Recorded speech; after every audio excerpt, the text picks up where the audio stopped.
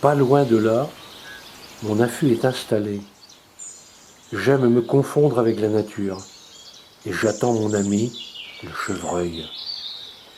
Il est déjà là. C'est une étape importante. Ne faites pas de sorties photo ou film à l'arrache. Mettez toutes les chances de votre côté. Beaucoup de facteurs sont à prendre en compte, comme la direction du vent, la météo, l'heure du lever du soleil et coucher, que je préfère, l'orientation de la lumière. Ne pas en tenir compte, c'est à coup sûr une sortie bredouille. Le chevreuil a un odorat 100 fois supérieur au nôtre. Nous sommes donc potentiellement repérables à 200 mètres.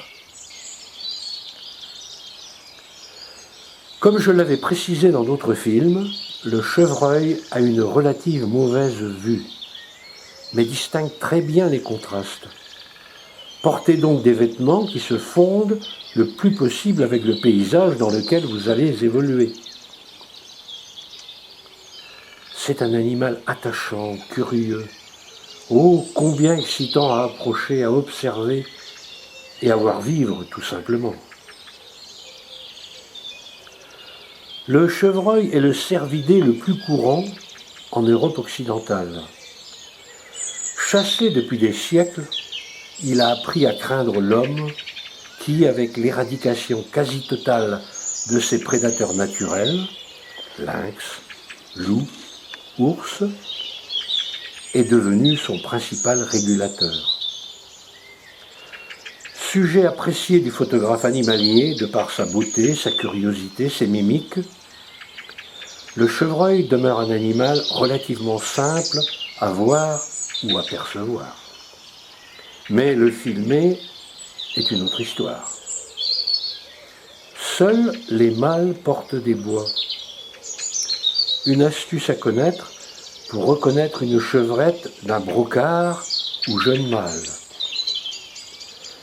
Les femelles ont une tache blanche au derrière en forme de cœur, tandis que les mâles l'ont en forme d'ovale. C'est un animal discret, d'autant plus qu'il est essentiellement forestier. Grégaires, les chevreuils peuvent se rassembler en milieu ouvert en hiver, en groupe, pouvant parfois atteindre la vingtaine d'individus. Sédentaire en forêt, l'adulte évolue sur un territoire de 30 à 60 hectares en moyenne, plus pour les mâles, qu'il conserve durant toute sa vie. Le chevreuil est casanier. Il aime son territoire.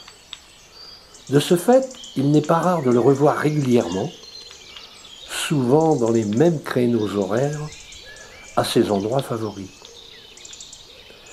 Ayant un système digestif de petite taille, il passe beaucoup de temps à se nourrir, entre 6 et 12 repas par jour, ce qui laisse l'occasion au photographe de le voir ou de l'apercevoir plus souvent.